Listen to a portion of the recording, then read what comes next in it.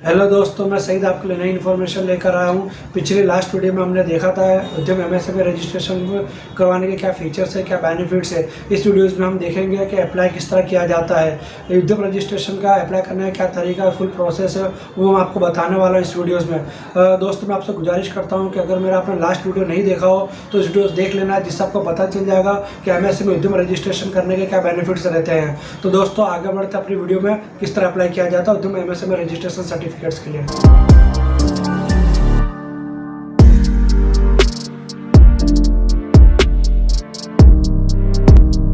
दोस्तों, उद्यम registration MSME certificate किस तरह अप्लाई करना है, ठीक है, उसके लिए मैं आपको पूरा प्रोसेस बताने वाला हूँ। आपको कोई भी वेब ब्राउज़र ओपन करना है। यहाँ मैंने गूगल क्रोम ओपन किया हुआ है। उस गूगल क्रोम ओपन करने के बाद आपको उद्यम रजिस्ट्रेशन लिखना है। उद्यम रजिस्ट्रेशन लिखोगे तो यहाँ पर आपको दिखाई देगा Udyam registration, zero cost, no fee and free registration. ये वेबसाइट आपको ओपन करनी रहेगी। ये वेबसाइट ओपन करने के बाद आपको वेबसाइट ओपन हो जाएगी। यहाँ आपको जो होम पेज दिखाई दे रहा है ऐसा होम पेज दिखाई देगा। यहाँ पे आपको दिखाई दे रहा है welcome to register here for new entrepreneurs who are not registered yet. अभी तक जिसने अप्लाई नहीं किया है उद्यम रजिस्ट्रेशन के लिए, उसके लिए यहाँ पर क्लिक करना रहता है। फर्स्ट टाइम जिसने अप्लाई करना है उसको यहाँ पर क्लिक करना रहेगा। क्लिक करने के बाद यहाँ पे आपको 2-3 डिटेल्स आपको रेडी रखनी है।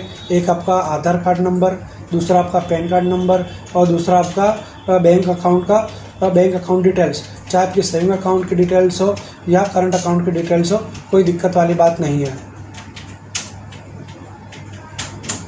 दोस्तों, आपको दिखाई दे रहा है ये होम पेज।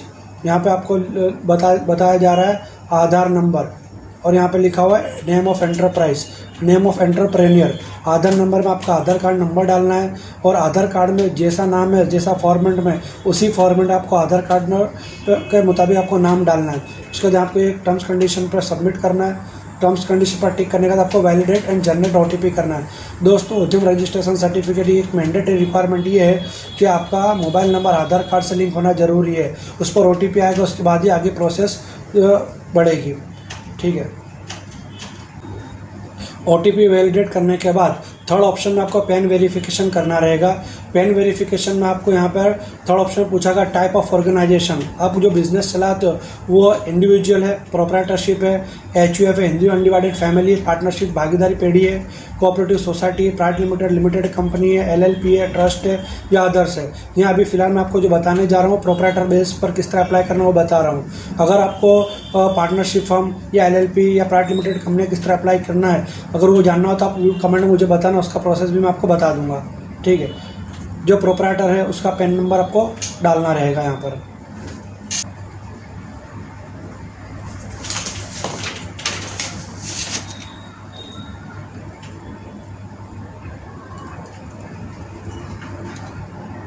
उसका टर्म्स कंडीशन पैन नंबर डालने के बाद टर्म्स कंडीशन पर आपको टिक करके पैन वैलिडेट करना रहेगा।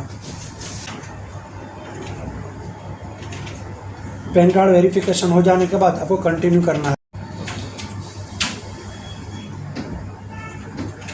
पैन कार्ड वेरिफिकेशन हो जाने के बाद आपको नेक्स्ट स्टेप पूछा जाएगा, have you filed the ITR for previous year. आपने पहले फाइनेंशियल 21-22 का रिटर्न फाइल किया, इनकम टैक्स रिटर्न फाइल किया हुआ है। अगर आपने किया होगा तो ऑटोमेटिकली यहाँ पे बाय डिफ़ॉल्ट यस आएगा। अगर नहीं किया होगा तो नो आएगा। मेरे केस में नो आ रहा है क्योंकि मैंने रिटर्न फाइल अभी तक इस केस में नहीं किया है, ठीक है। फिर यहाँ पे पूछा जाएगा आपको do you have GST and आपका GST सर्टिफिकेट आपने ले रखा है, GST रजिस्ट्रेशन करवा रखा है आपने। अगर करवा है तो यहाँ पर ऑटोमेटिक बाय डिफ़ॉल्ट यस आएगा। अगर आपने नहीं किया तो आपको नो करना रहेगा। और एग्जेम्प्टेड का केस में सपोज आप ऐसी कोई प्रोडक्ट का बिजनेस करते हो जो GST के दायरे में नहीं आती है तो आपको एग्जेम्प्ट लिखना रहेगा। जैसे कि पेट्रोल है, इलेक्ट्रिसिटी है, फिर कैटल फूड का बिजनेस है, ये जो है GST के दायरे में नहीं आती है तो आपको एग्जेम्प्टेड में टिक करना रहेगा। फिर यहाँ पर 6 पॉइंट में आपको आपका मोबाइल नंबर डालना है या आपकी email ID डालनी है। 8 नंबर के ऑप्शन में आपको सोशल कैटेगरी आपको चूज़ करनी रहेगी। अब जनरल कैटेगरी से बिलोंग करते हो, schedule caste, SC category, ST category, schedule tribe, OBC, अन्य अदर बैकवर्ड क्लास, आपको जो भी आपकी कैटेगरी है वो कैटेगरी चूज़ करनी रहती है। मेरे केस में जनरल कैटेगरी है तो मैंने जनरल कैटेगरी चूज़ की हुई है। अच्छा, जो बिजनेसमैन है उसका मेल या फीमेल वो आपको टिकअप करना है। 10th पॉइंट में आप दिव्यांग है, अपंग है या कोई भी कैटेगरी है तो यस करना, अगर नहीं है तो आपके केस में आप नो करके आगे बढ़ना है आपको। फिर 11 नंबर का ऑप्शन में आपको नेम ऑफ एंटरप्राइज, आप क्या नाम से बिजनेस करते हो वो बिजनेस ट्रेड नेम डालना है आपको, आपका नाम नहीं बल्कि ट्रेड नेम। एग्जाम्पल के तौर पर मैं यहाँ पे ABC एंटरप्राइज डालता हूँ, ABC एंटरप्राइज, मैं ABC एंटरप्राइज के नाम से बिजनेस करता हूँ तो मैंने ABC एंटरप्राइज के नाम से बिजनेस नाम डाल दिया हुआ है, ठीक है। अब यहाँ पे प्लांट नेम भी मेरा वही जो ट्रेड नेम है, बिजनेस नेम हो। ABC एंटरप्राइज लिखने के बाद आपको ऐड यूनिट करना है, ऐड यूनिट करोगे करना है। ऐड यूनिट करने के बाद आपको दिखाई देगा आपका यूनिट ऐड हो गया, ठीक है, उसका नाम दिखाई दे रहा है। उसके बाद आपको 12 नंबर का पॉइंट है, वहाँ पे यूनिट इकाई नेम, तो यहाँ पे जो आपने ऐड किया ना उस पर टिक करोगे तो ऑटोमेटिक नाम दिखाई देगा, ये नाम सिलेक्ट करना है। आपका प्लांट, आपका गोडाउन, आपका कारखाना, फैक्ट्री जो भी है उसका एड्रेस यहाँ पर फिल करना है। फिल करने के बाद आपको ऐड प्लांट करना है। ऐड प्लांट करने के बाद यहाँ पे ऑफिशियल एड्रेस है, ऑफिशियल एड्रेस आपका घर का भी एड्रेस डाल सकते हो, सेपरेट ऑफिस है तो वो डाल सकते हो, या फिर आपका जो घर ऑफिस दोनों सेम है तो ऊपर नीचे दोनों में आप सेम नाम डाल सकते हो, ठीक है, कोई दिक्कत वाली बात नहीं है। इसके बाद आपको गेट लैटिट्यूड एंड लॉन्गिट्यूड की डिटेल्स डालनी रहेगी। यहाँ पर आप टिक करोगे तो ऑटोमेटिक सेकंड विंडो ओपन होगा, सेकंड विंडो में आपका गूगल मैप ओपन हो जाएगा। वहाँ पे आपका जो एड्रेस है वो एड्रेस पर आपको जाकर वहाँ टिक कर देना है तो ऑटोमेटिकली लैटिट्यूड एंड लॉन्गिट्यूड की डिटेल्स फिलअप हो जाएगी। 14 नंबर के ऑप्शन में आपने पहले कभी MSME उद्यम रजिस्ट्रेशन है उसके पहले सर्टिफिकेट का नाम था उद्योग आधार मेमोरेंडम। अगर आपने उद्योग आधार मेमोरेंडम ले रखा है तो आपको प्रीवियस UM के पॉइंट पर टिक करना है, नहीं तो आपको नॉट एप्लीकेबल पर टिक कर देना है। 15 नंबर का पॉइंट है उसमें आपको स्टेटस ऑफ एंटरप्राइज, आपका बिजनेस का क्या स्टेटस है वो बताना है। आप डेट ऑफ इनकॉर्पोरेशन, आपने जो बिजनेस स्टार्ट किया उस स्टार्ट की डेट क्या है वो डालनी है। आपने बिजनेस में जो प्रोडक्शन का 15 नंबर के पॉइंट में आपको बताना है status of enterprise, date of incorporation oblique registration, आपने जो आपका बिजनेस स्टार्ट किया उसकी डेट क्या है, आपने बिजनेस स्टार्ट किया उसका प्रोडक्शन स्टार्ट हो चुका है, अगर यस तो यस करना, नो तो नो, अगर यस कर दो तो उसका डेट ऑफ कब से आपने प्रोडक्शन स्टार्ट किया है, बिजनेस कब से स्टार्ट किया और प्रोडक्शन माल बनाना कब से स्टार्ट किया वो आपको बताना है। दोनों डिटेल्स, दोनों डेट अलग बतानी रहेगी अगर है तो। डिटेल्स, बैंक डिटेल्स 16 पॉइंट में बैंक डिटेल्स डालना है। बैंक डिटेल्स में आपका बैंक का नाम डालना है, उसका IFS कोड, अकाउंट नंबर। यहाँ पे एक बात ध्यान रखना, फर्म के नाम से बैंक अकाउंट नंबर नहीं होगा तो चलेगा, आपका अपना पर्सनल सेविंग अकाउंट की डिटेल्स भी डाल सकते हैं, कोई दिक्कत वाली बात नहीं है। मेजर एक्टिविटी ऑफ यूनिट, आप क्या आपका जो बिजनेस है मैन्युफैक्चरिंग यूनिट है आपका या सर्विस की कैटेगरी में वो आपको बताना रहेगा। अगर आप मैन्युफैक्चरिंग यूनिट से बिलोंग करते हो, कोई आइटम प्रोड्यूस करते हो, कोई कंपोनेंट बनाते हो तो मैन्युफैक्चरिंग का आ जाएगा। आप सर्विस के हो, जैसे आपका ट्रांसपोर्ट है, टूर्स ट्रैवल्स का बिजनेस है, आप IT सेक्टर में कोई सर्विस देते हो, लेबर कॉन्ट्रैक्टर हो तो सर्विस की कैटेगरी में जाएगा। मैं आपको मैन्युफैक्चरिंग की डिटेल्स के बारे में समझा रहा हूँ, सर्विस ऑटोमेटिकली आपको पता चल जाएगा सर्विस को किस तरह सेट करना है, ठीक है। यहाँ पर मैं मैन्युफैक्चरिंग करता हूँ, मैन्युफैक्चरिंग टिक करोगे उसके बाद आपको नीचे ऑप्शन दिखाई देगा choose 2 digit NIC code. Example के तौर पे यहाँ पे देखो टेबल के प्रोडक्ट्स है, टेक्सटाइल्स है, वेयरिंग अपरेल से, लेदर रिलेटेड प्रोडक्ट्स है, वुड, पेपर, आप जो आइटम्स का प्रोडक्ट बनाते हो, बिजनेस करते हो वो आपको कैटेगरी चूज़ करनी रहेगी। यहाँ पे मैं आपको मेरी जो कैटेगरी वो चूज़ करके बताता हूँ, मैन्युफैक्चरिंग और वेयरिंग अपरेल्स, यानी जो अपना कपड़ा पहनते हैं उसका मैं मैन्युफैक्चरिंग करता हूँ, ऐसा मैं कैटेगरी मेरी। इस कैटेगरी चूज़ करने के बाद आपको फर्दर दूसरी कैटेगरी बतानी रहेगी, इसकी एडिशनल कैटेगरी वेयरिंग अपरेल्स। यहाँ पर मैंने वेयरिंग अपरेल्स चूज़ कर ली है। उसका एडिशनल आपको डिटेल देनी रहेगी, manufacturing of all types of textile garments and clothing accessories, सभी जात के टेक्सटाइल गारमेंट्स और क्लॉथिंग एसेसरीज बनाने का मैन्युफैक्चरिंग करते हो, या टेक्सटाइल फैब्रिक और प्लास्टिक सेटिंग्स है, या फिर आपका clothing accessories such as gloves, belts, ties जो भी आप बनाते हो आपको ऐड करना है, या कस्टम टेलरिंग का बिजनेस करते हो या अदर, हर कैटेगरी में आपको अदर का ऑप्शन मिल जाएगा। अगर आप इस कैटेगरी में फॉल नहीं करते हो तो आप अदर कैटेगरी भी चूज़ कर सकते हो। मेरा फर्स्ट कैटेगरी आता है textile garments and clothing accessories. ये चूज़ करने के बाद आपको ऐड एक्टिविटी करनी रहेगी।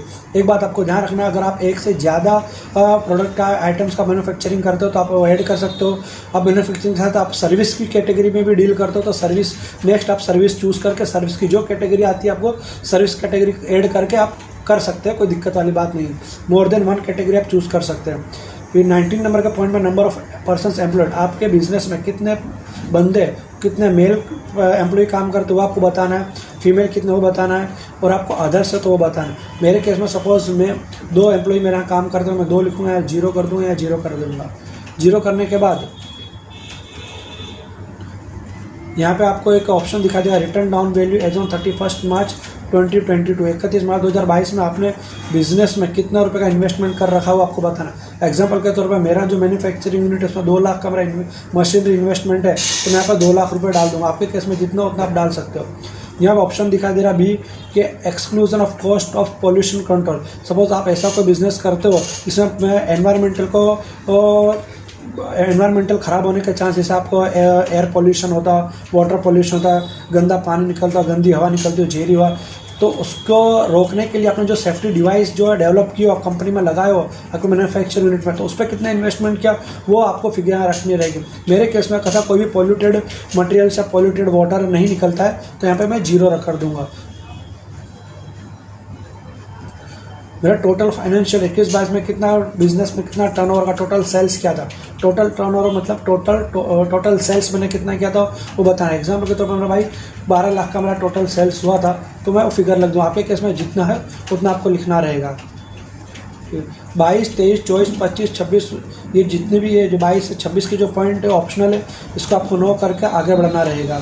ये 4 और 5 जो पॉइंट्स है इसकी सेपरेट वीडियो बनाई जा सकती है, इतने लॉन्ग और डिटेल्ड वीडियो, डिटेल कंसेप्ट है ये, ठीक है। तो इसको फिर कभी नेक्स्ट वीडियोज़ में इंशाल्लाह मैं डिस्कस कर दूँगा। उसका सत्यास में आपका डिस्ट्रिक्ट, अगर आपका जो एड्रेस होगा ऑटोमेटिकली एड्रेस के हिसाब से आपका अगर अहमदाबाद डालोगे तो अहमदाबाद या जो भी आपका रीजन होगा वो ऑटोमेटिकली आपकी डिस्ट्रिक्ट इंडस्ट्री सेंटर सिलेक्ट करना रहेगा। मैंने एड्रेस नहीं डाला, इस वजह से मेरे केस में दिखाई नहीं दे रहा, ठीक है।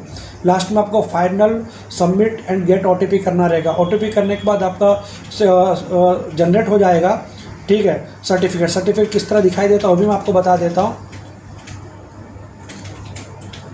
स्क्रीन पर आप देख रहे हो किस तरह आपको सर्टिफिकेट दिखाई देगा।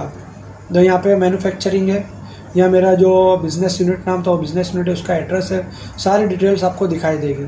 इस टाइप का आपका सर्टिफिकेट जनरेट हो जाए, डिटेल्ड सर्टिफिकेट से सब दूसरा पेज भी आएगा, ठीक है। एक ये सेकंड आपको, एक ये सर्टिफिकेट्स, 2 पेज का सर्टिफिकेट्स आपका जनरेट होगा। एक्नॉलेजमेंट और एक डिटेल, इस तरह आपको सर्टिफिकेट जनरेट हो जाएंगे। दोस्तों उम्मीद करता हूँ आपको और मेरी ये वीडियो पसंद आई होगी। अगर पसंद आई हो तो दूसरों को भी शेयर करें और मेरे चैनल को सब्सक्राइब करें।